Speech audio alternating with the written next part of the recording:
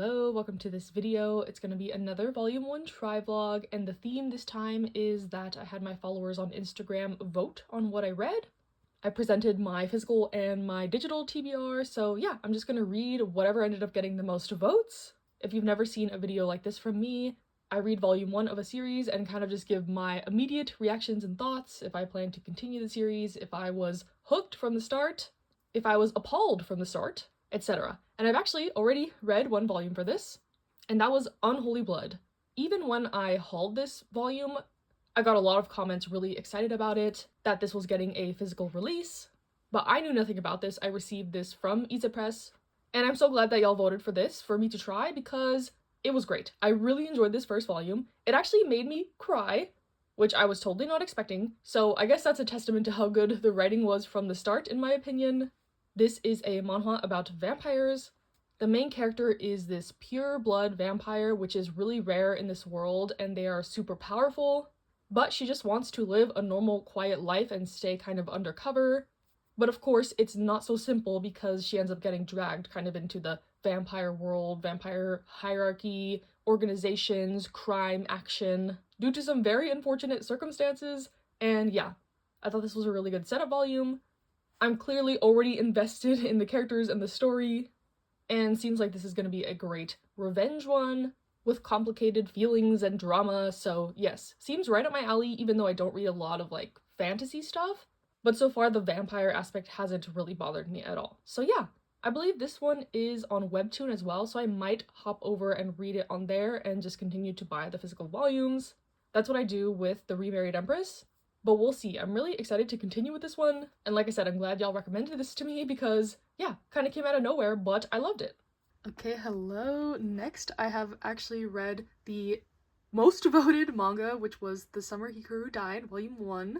This is another manga that I know had a ton of hype when it came out, and I've had it for a long time. I just never got around to it for some reason. I think it's because I knew this was a horror manga, like horror adjacent, and that's not a genre I typically read, so I've been putting it off a little bit, but I also enjoyed this first volume. It's definitely creepy. The whole kind of atmosphere and setting is pretty unsettling, mysterious, that kind of vibe. Basically, it's about these two boys in high school. They've been friends since they were little kids. They're in this kind of remote village, really small town. And one of the boys, Hikaru, on the cover, disappears into the mountains, and when he comes back, he is not the same person that he once was.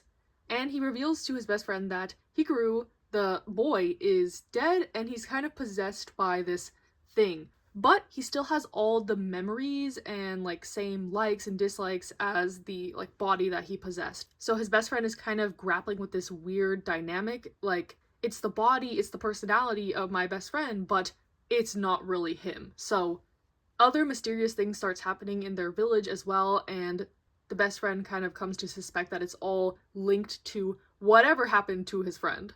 And he gets a warning from this housewife who kind of has like a sixth sense, and she's like, you need to cut this off, like you need to get away because this thing is coming for you. And that's kind of the setup of this first volume. So far, I like it. It's not as scary as I was thinking it was gonna be. More of just like a creepy vibe with a little bit of body horror, but the art is amazing. It really captures this kind of like small town eerie feeling. I like the characters so far, and I can tell that this is gonna be pretty dramatic, conflicting feelings overall. Like, what would you do if your friend died and came back to life as this kind of pseudo-human creature thing? I don't know, but I'm interested to find out, so yes, I'll definitely buy more volumes of this. I think they're up to like volume 3 already. I was just waiting to buy more because I didn't know how I would agree with this first volume. I didn't know if it would be too scary for me or what. But yeah, this was the top voted manga for this video by a landslide, so I know a lot of y'all are enjoying it. And now I see the reason why. I get the hype. Hello again, and now we have another volume 1 that got quite a handful of votes, How I Met My Soulmate by Anashin. Once again, another manga that had quite a bit of hype when it got announced to be getting a physical release. So I decided to pick it up. I have read Waiting for Spring by Anashin, and honestly, it wasn't my favorite manga, so I was a little bit hesitant to try another work from this author, but I knew this was set in college while their other work was set in high school, which was part of the reason why I didn't like it so much. It was a little juvenile in my opinion, but this first volume of How I Met My Soulmate was a pleasant surprise. It is set in college. It kind of has the same setup as Cinderella Closet. It's kind of this girl coming from the countryside to Tokyo. It's her second year there, and she's kind of lonely. She hasn't made many friends, so she wants to get a boyfriend and, in her words, meet her soulmate. She doesn't just want a boyfriend, she wants a soulmate.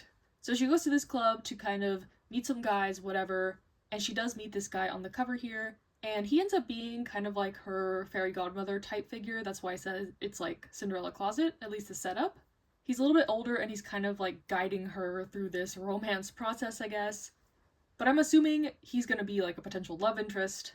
And there's already like 2 other guys who are also interested in her. Her like old middle school crush comes back after a long time of not seeing her, and then there's this guy she meets at the mixer. So I think this will be an interesting one. Hopefully it doesn't play too hard into like a love triangle aspect, because I'm not a huge fan of that. And I kind of like her with this guy on the cover as friends. They have a really nice dynamic so far. She even describes it as kind of like a brother-sister type dynamic. So I don't know, maybe he'll just end up being her really good friend. But I like the setup for this one, and I'm interested to read more. I think I'll continue to enjoy it as long as it doesn't, like I said, play too hard into like a love triangle back and forth type situation. So yeah, I'm interested to continue this one. It was a pretty good start. I think this one is also on K-manga, so I could also try out a couple more chapters that way. Okay, I have read another volume, The Secret of Friendship. Technically, this is a one-shot, not a volume 1, but I was interested to try this one out because there was 2 like very opposing comments. Someone loved this one, someone hated this one, so I wanted to see what I would think. I love Kazune Kawahara. They are the author of My Love Story and High School Debut. So when I heard that another one of their manga was getting released in English, I bought it immediately. Like, I didn't even read the synopsis. But this one is a one-shot about kind of 2 pairs of friends and kind of exploring what happens when you start dating and you have a really close friend, and kind of how the dynamic shifts and how your partner is expected to like treat your friends, stuff like that. So I found this one pretty relatable as someone who has gone through like a similar circumstance. The 2 friends on the cover here, one girl is super popular and boys are always asking her out, but she tells them like, me and my bestie are a package deal, so if you can't handle that, like, don't even bother. And these guys get fed up because they don't understand, like, why is she so obsessed with her friend? Why does she like her so much? Why does it matter if I treat her friend well? And at first I was a little bit question mark, because it comes off like a tiny bit homophobic when people are like, why do you like her so much? Like, you're so weird, you're so weird. And I don't know, that smoothed out a little bit through the volume, in my opinion, which is good. You kind of just see that they are just so close. Because, like, what's so weird about loving your friend? I don't know. It doesn't always have to be in a romantic sense. I like stories about platonic friendships like this. So I thought it was good in that aspect, and there's a pair of, like, guys who are friends who kind of get intermingled with them, and you see their perspective on the matter. And yeah, overall, I thought it was pretty good. I was hoping I would either love this or hate this, so I could kind of be on one side of the argument, but it seems I've fallen quite in the middle with this one. It was good, it had some good ideas, I like the themes and messages, but I think it could have pushed it to the next level if I maybe liked the characters a bit more, maybe if it was fleshed out a little bit longer. But overall, I think this was a pretty, like, good one-shot, and I will continue to be buying Kawahara's stuff in hopes of them publishing Aozora Yell someday.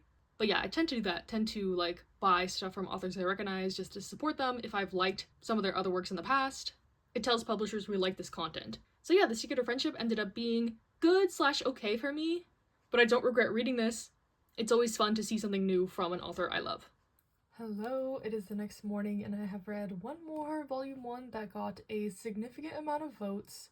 This is a manga that I have been getting recommended for years, I feel like, whenever I ask for like a girls love recommendation. So I am very glad that I finally got into the series because this volume 1 was great. This one is unique in my opinion because it's kind of a historical fiction setting. It's set in the 1900s and it's about this girl from Japan who goes to England in search of her favorite author. And she ends up getting taken in by this noblewoman and is hired as her maid.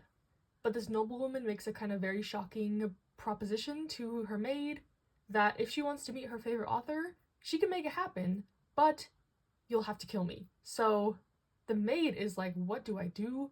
I don't want to have to kill my boss, but I really want to meet my favorite author. So they enter into this sort of agreement, but seems like feelings are starting to grow, and it does discuss kind of how gay relationships are looked down upon in this time period.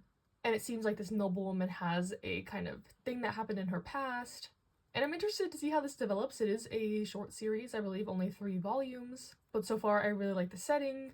The art is super pretty, the characters are nice, and I like the little tiny bit of kind of mystery and intrigue that's going on here. This is low-key what I would have liked to see with The Secret of Friendship. Don't get me wrong, I love a good friendship story, but the romance is really cute in this one so far. Okay, hello, I am back, and as I mentioned, I did include my digital TBR in the kind of voting pool. So I have read volume 1 of I Want to Hold Iin So Badly I Could Die. Yeah. I did not know what this was about going into it, and I was kind of shocked, I guess is the word you could say. This story is about a girl in high school. She gets this boyfriend, this guy who was nice to her one time, and she falls in love with him, and they start dating, but like 2 weeks after they start dating, he ends up dying, and she is the only one who can see his ghost. So at first I was like, oh, this is gonna be like a cute, like, ghost and human, like, love story type thing, but no, this is pretty creepy. Like, I would describe this as horror. This was scarier than The Summer Hikaru Died, in my opinion. It's kind of the same concept, like, your friend, boyfriend coming kind of back to life as this other creature. Because at first they think he's just like a ghost, and maybe he's like kind of just a figment of her imagination because she's grieving. But they discover that he can kind of possess bodies, and he has this like switch that turns him kind of evil, and it's very eerie feeling. The art is not that good in my opinion, but the kind of like simplicity of it lends to the atmosphere in my opinion. So yeah, especially the parts where he's like possessing people, that is so creepy to me, and I almost felt like I was gonna throw up at parts. So one of the reasons I don't really read horror, but I'm intrigued by this. I think they have it on K-manga, so I might continue a couple more chapters that way. But I don't know. This kind of reminded me of a Shuzo Oshimi work a little bit. So I think if you like his works, you'll like this. And also if you like, I guess, like a paranormal romance with some slightly more sinister aspects, potentially. Because they're starting to get other people involved, like his former friends, she's kind of getting a new friend. So what once was only her could see like her ghost boyfriend is seeping into other aspects of their lives, and yeah, I don't know. And then the whole like with the title, she wants to touch him, like they never got to kiss or really like do much because they were only dating for 2 weeks before he died. So there's already an instance where he kind of like possesses one of his friends and kisses her, so there's an issue of like consent obviously, but I don't even want to imagine where that concept could take this. So yeah, I'm a little bit unsure about this one. I think if you like horror, you'll like this, but as someone who is not horror inclined, I guess, I didn't like this too much. The Summer Hikaru Died was the perfect amount of like creepiness for me that didn't go into the territory of like making me sick, so that I think I can handle as long as it stays in that realm, but this seems like it's gonna go even further than this first volume. Okay, hello, sticking on the digital train. I have read the first volume of Chihaya Furu. This was actually the second most voted manga that I read after The Summer Hikaru Died. And for a good reason. Again, this was another great volume 1, but I was expecting that. I knew I was gonna like this series. I've just kind of been saving it for a rainy day. If you don't know, I'm trying to read 1 sports manga a month in 2024, so Chihaya Furu was on my list to read this year. I just don't know if I'm prepared to like commit to it for April because I just finished my March read of Baby Steps. So I might not get to this immediately after this video, but just know that it is on my list. My library has the first 20 volumes, and then I'm gonna continue on K-manga to the end. A lot of my friends love this manga, so unfortunately I've been pretty spoiled for like how the story goes and the ending, but I'm still excited to continue on and see like what this great journey is all about.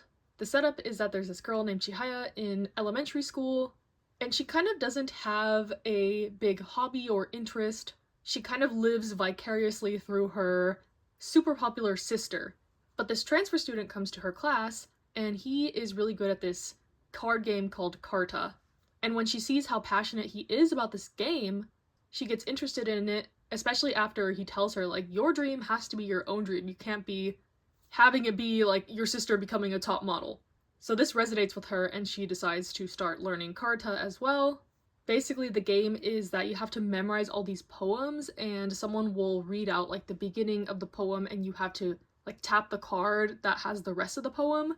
So it's like a memorization poetry game, but the way they like touch the cards is like super fast, and they can recognize the poem with like the first syllable sometimes of what's being said. So it's pretty intense. That's why I would classify this as a sports manga. Similar to how I would classify Hikaru no Go as a sports manga also. The game competitive aspect is there. And yeah, it's kind of teased in like the first pages of this manga that she ends up being in this like elite competition. I'm not the biggest fan of that kind of like narrative structure where the very beginning of something teases like the ending and then you go back to see how they got to that point, but I am excited to see her journey. She's a great main character so far. And in addition to this like kind of transfer student boy, there's another boy in the class who's kind of a butthole in the beginning. He's just like this snobby kid that likes to terrorize everyone, but he has a lot of pressure from his family, so that's why that manifests that way, but their friendship is really precious so far. I do know that it turns into kind of a love triangle situation, but I also know that it's not like the main focus of this story. So that's why hopefully that aspect won't bother me too much, because as we've established, I'm not a big fan of like love triangle shenanigans, but I have high hopes for this series just from the sheer amount of people I know that love and adore this, and I can see why starting from this first volume. I have watched like a couple episodes of the anime, but I knew I wanted to get into the manga, so I kind of paused on that. But yeah, again, I'm not expecting too many duds in this video because y'all are like kind of voting for what I read, but another good pick. Glad I finally got into the series, but no promises that this will be my next like sports read. There's a couple more on my list that I've been wanting to get to sooner rather than later, but we'll see. Okay, hello, I have read 2 more volumes. Technically, I cheated a little bit because these didn't get a ton of votes, but since I read Chihaya Furu, I was in the sports mood. So I read volume 1 of Night on the Ice and Metalist. Both of these are ice skating manga, but very different in concept, so I thought it'd be fun to kind of compare the two. Night of the Ice is about this woman who has this childhood friend who is a professional figure skater, but the gag is that he can't perform his best unless she recites this magical spell from this anime they liked when they were kids. So immediately you see that this is kind of taking a toll on her because she's having to travel with him to all his competitions and be by his side and kind of be at his every beck and call while trying to manage her own job and her own relationships and stuff like that. Overall, I like this first volume. It's a little bit quirky, it's a little bit weird, and I'm curious to see if their relationship develops into a romance or if they're just gonna stay as friends. Because you already see kind of rumblings of potentially one-sided feelings. She's getting along with her boss at work quite well, so yeah, I'm curious to continue this one. I think my library has more of it. My library has a lot of Kodansha titles digitally, and those are most of the volumes that I own digitally, like the first volumes. So I try my best to show series that are pretty like accessible. Night of the Ice has a physical release. I believe it's also on K-Manga. So yes, like this one, a little bit different. I don't know how much the sports are going to be focused on. I think it's going to be more of a like drama. I know this author has a couple other series like Tramps Like Us, You're My Pet, I think.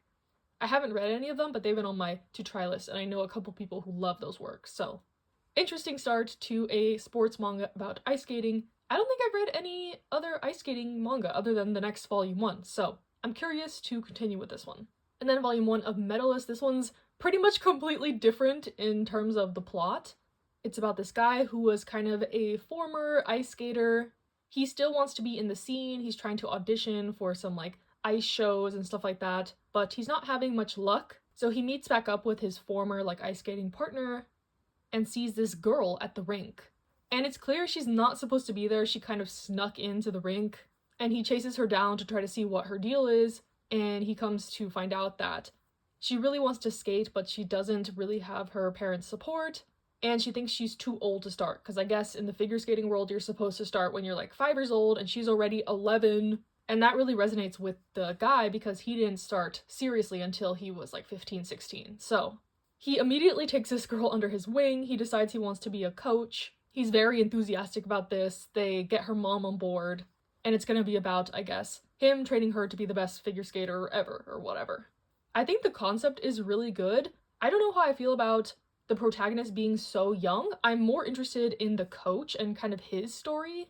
I do really like manga with kids, like Yotsuba, Hinamatsuri, Spy Family, but she acts a little bit more mature for her age in terms of her thought process and coming up with goals for the future and saying she wants to win the Olympics and the path to get there and stuff like that. I don't know, maybe I haven't interacted with kids of this age range as much since I was a child myself, so I don't really know, especially kids that are in like super competitive environments like this from a young age. But other than that, I thought this first volume was a little bit disjointed, a little bit confusing. I feel like the author was trying to cram like a lot of stuff in to hook the reader, which there's nothing wrong with that, but it was a little bit all over the place in my opinion. I wanted to try this one out, especially because it is getting a physical release, releasing like right now. I think volume 1 just came out. And I love to support like any sports manga that is coming out physically, so I wanted to love this so bad. I don't think this was a terrible first volume at all, so I think I will continue. Again, I think that my library has more volumes of this one. But yeah, I'm not completely hooked yet, but I'm not gonna give up on it. I think once it gets a little bit further and smooths out, it can be really good. And I think this whole like mentor-student dynamic is really interesting. I will say the art is a little bit rough in my opinion though. I don't know, it's the same with Night of the Ice. Maybe I just need to get a little bit more used to it, but overall, I think these two first volumes of these ice skating mangas were okay. I think I'm more inclined to continue Night of the Ice because I'm interested in kind of like the potential romance aspect, but this seems like it's going to be more focused on the sports aspect. This one kind of gives me the same vibes as Welcome to the Ballroom, which I like a lot, so I have hopes. But if I was solely judging from at least this first volume, I don't know if I would continue the series, so keep that in mind. And yeah, I think I've read quite a handful of volumes. I think I'm going to read one more in this video, so I'll be back once I do that. Okay, hello, and for the last volume of this video, I read volume 1 of Neighborhood Story. I'm not sure if this is like an omnibus or like a 1.5, because it was a pretty thick volume, but I really enjoyed this one, and again, I'm not surprised that I did. This is by Aizawa. Technically, this is the prequel to Paradise Kiss, which is a manga I love. I'm kind of in the middle of Nana right now. So yes, another hit from Aizawa. This one is a childhood friends romance one, which is like my favorite romance trope. It's about these two neighbors and they go to this kind of like fashion art school, and it's just them kind of coming to realize their feelings and such and such. So far, it's super cute. I'm anticipating that there's gonna be some more drama going forward, but I really like this first volume. The art is impeccable as always. Everyone is so fashionable. And apart from the romance, the main character is trying to start her own fashion brand, so they're kind of starting that up as well in this. So yeah, overall I thought this video was pretty successful. Definitely found some series that I'm planning to continue. Let me just pull them all together and we'll do a little recap. So if I were to give a ranking, I guess number 1 I would say is Unholy Blood. I really enjoyed this first volume. Very intriguing. It made me emotional, so I think that is a sign of a good start for sure. Can't wait to continue this one and get more invested in this whole vampire world. Then I think I would rank Neighborhood Story next. I really enjoyed it. It was such a cute volume. And I'm really happy Aizawa's works are getting some more prints in English. This edition especially is beautiful, I forgot to mention, with a lot of color pages and French flaps. So I can't wait to see what future volumes of this are gonna look like. Next, I think I'd put Chihaya Furu, a start to a series that I was pretty sure I was going to enjoy, but it was an even better start than I could have imagined, so can't wait to get further on in that series as well. Then I really enjoyed Goodbye My Rose Garden. I like the setting, I like the historical aspects, and I'm interested to see where this one will go in only 3 volumes. I'm intrigued by the little bit of mystery it has and the commentary for sure. Next, I think I would put The Summer Hikaru Died. I really enjoyed this first volume. The creepiness factor was right on the edge for me of being too much, but the art was great, the atmosphere was very, like, you know, mysterious and dark, so I'm also curious to see how this one will progress. Then I think I'll rank How I Met My Soulmate. This one was a good start to a romance series. I'm hoping the love triangle doesn't get to become too cumbersome, but I think this was a good start, good art, good characters so far, and I want to see how this one will progress. Then I would probably rank The Secret of Friendship. Reflecting on this, it's like a day after I've read this. I think I was a little bit too harsh on it. I really do like the friendship between the characters, and like I mentioned, it does have me kind of reflecting on my own relationships, so I guess it resonated more with me than I felt like in the moment. So like I said in the beginning, I'm literally filming these clips like right after I read the volume, so they haven't had time to marinate in my brain and my heart, I guess. But overall, I think I would recommend The Secret of Friendship, now thinking back on it a little bit more. Then I think I would put Night of the Ice. I was intrigued by this first volume. I'm interested to see if this series leans more towards like drama and romance or more towards sports in the end. And then I would put Metalist, another one that I am curious to try out more. solely based on the fact that it's a sports manga, because I wasn't quite hooked on it from the get-go, but it definitely has potential in my opinion, and I'm hoping my enjoyment of it increases over time. And then lastly, I'll probably rank I Want to Hold Aonokun So Badly I Could Die. This one was just a little bit too creepy for me, and I was not expecting it at all when I got into it. The reason I had this volume is sometimes Kodansha will do like free volume 1s, and I will just get anything on there that looks remotely interesting. I think I thought this was like a cute high school romance just from the cover, so I definitely judged this book by its cover. And honestly, even though I ranked this last, I'm still interested to try more of it out of morbid curiosity, so who knows. I think you'll be seeing more of all these series on my channel in some way, shape, or form, other than The Secret of Friendship since it was just a one-shot. So yeah, hope y'all enjoyed this video. I'm glad I got to have some kind of audience participation in this one. I have enough other series that were voted on to make like a part 2 to this, so if you're interested, let me know. I could continue this as the theme for the next volume 1 trivlog I do, because y'all usually don't steer me wrong. So yes, on that note, stay safe, stay happy, stay healthy, and I'll see you in the next one.